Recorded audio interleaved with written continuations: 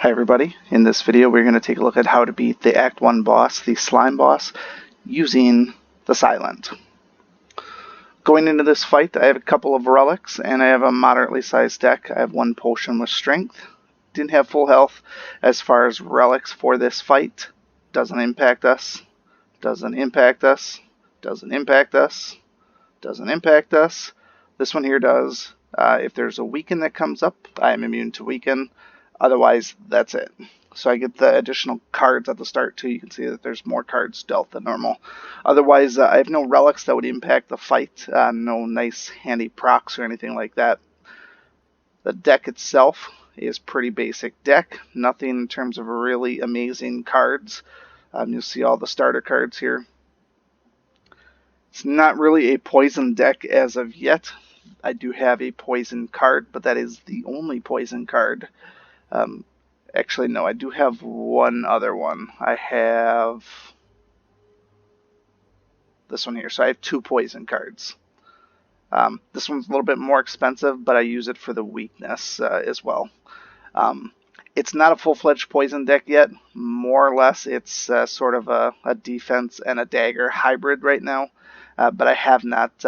I'm only in Act 1. So Act 2 is when you'll really start to perfect your deck and pick an avenue as you start to approach towards the end game.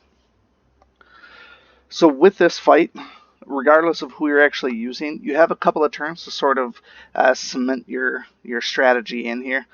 The goal is to ultimately try and do 70 damage in the first few turns, but it's not outside of the realm of the norm to try and get off some of your power cards too.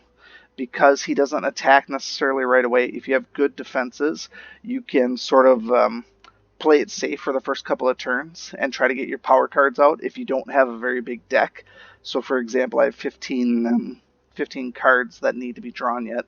So if I had a bunch of power cards, I could play them, end the turn, play again, and go from there. But you're at the mercy of your draw at that point. So in my case here, I do want to get this out because this is free damage every single turn. So I'm definitely going to play that.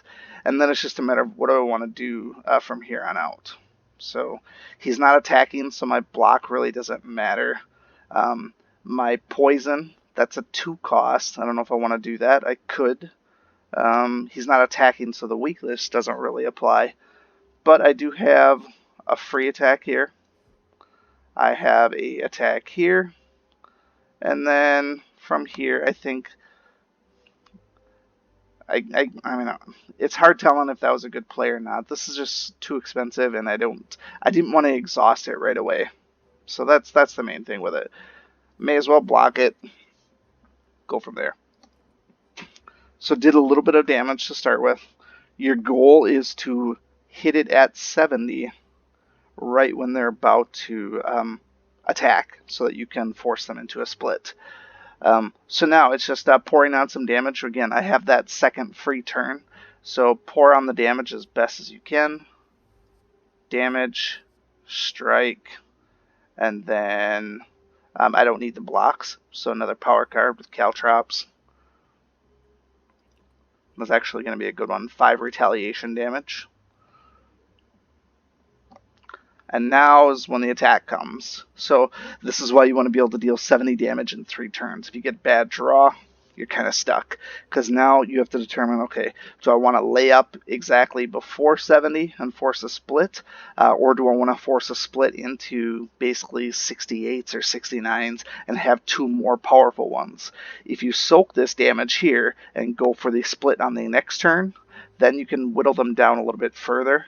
You have to keep in mind where you're at with your health. Because this is a act boss, you don't need all of your health. You're not trying to get to the next stage like you are with an elite. So if you laid up at 71, if you could, that's not a bad idea. So my general suggestion is when you get down into this turn here, look to see if that's really something you want to go with, and maybe soak this damage, and then go hard the next turn. In my case here, I have 4 damage. I have 16 damage, another 3, that's 23 so far, plus 6 is 29. Plus, if I use my strength potion, that's another 20-ish, so I can take him down if I truly wanted to.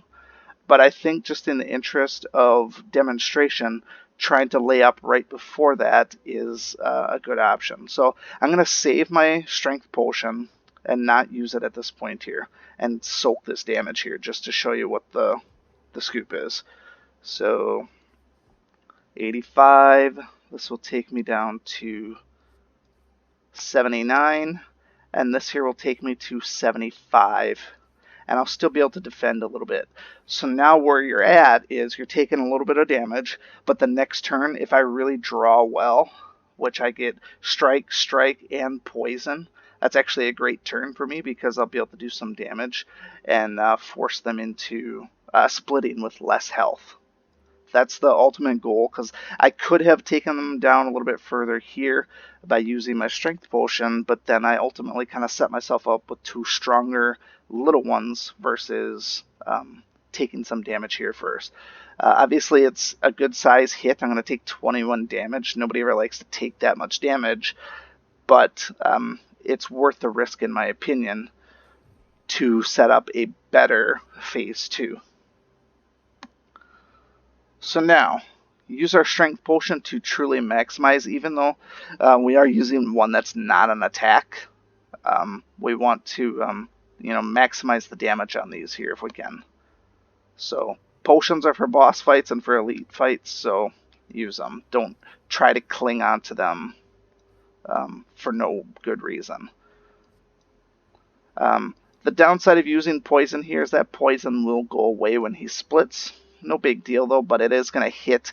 These are going to go down to 2 enemies of 34 then. That's actually really good because it'll be easy for us to mitigate those small ones then and turn those into even smaller ones. That's the true goal with that first split, is to make these guys manageable so that you can force a split on another level. Downside here for me though is I got a bad draw. So now I'm staring at 32 damage, and I can only dish 10 back. So I can't even force this guy into a split. And now it doesn't really matter which one I actually want to attack, to be honest. So we pretty much have to defend. So this one here is going to take 5 damage back, but it's still not going to be enough to force into a split, and plus he's doing his attack anyways. So we basically just have to eat it here and hope that the next turn turns out a little bit better.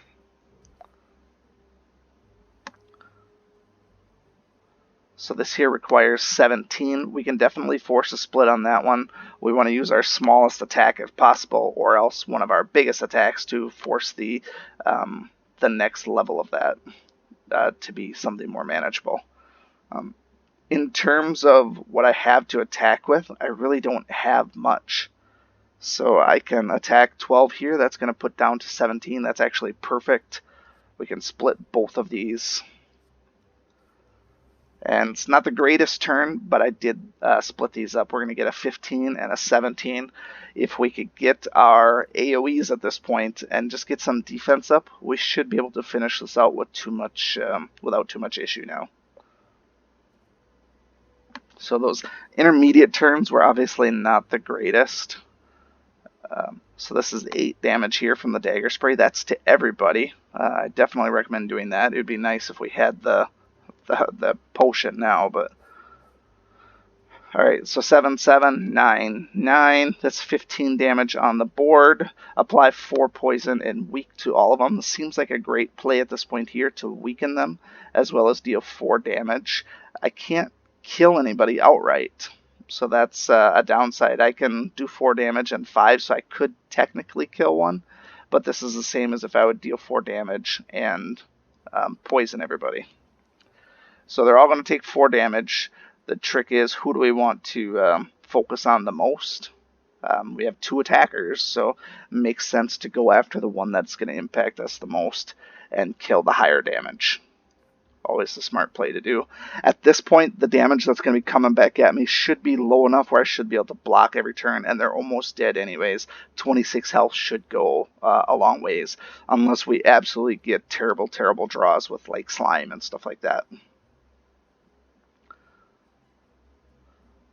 So yeah, this fight really has 3 distinct phases, and you want to try and focus on that transition in the phase in terms of what you can actually, um, you know, do as far as damage goes. So there we go. Killed him. Easy peasy. And now, like I said, the health didn't really matter. We finished off pretty well, and we can move on to Act 2 without any problems. If you have any questions, comments, concerns, feel free to leave those below. Otherwise, we will see you again next time. Thank you so much for watching this video and supporting my channel. If you like this video, please show your continued support by hitting that like button, and be sure to check out both my YouTube channels for new content all the time. And always remember, peace is a lie, there's only passion. We'll see you next time.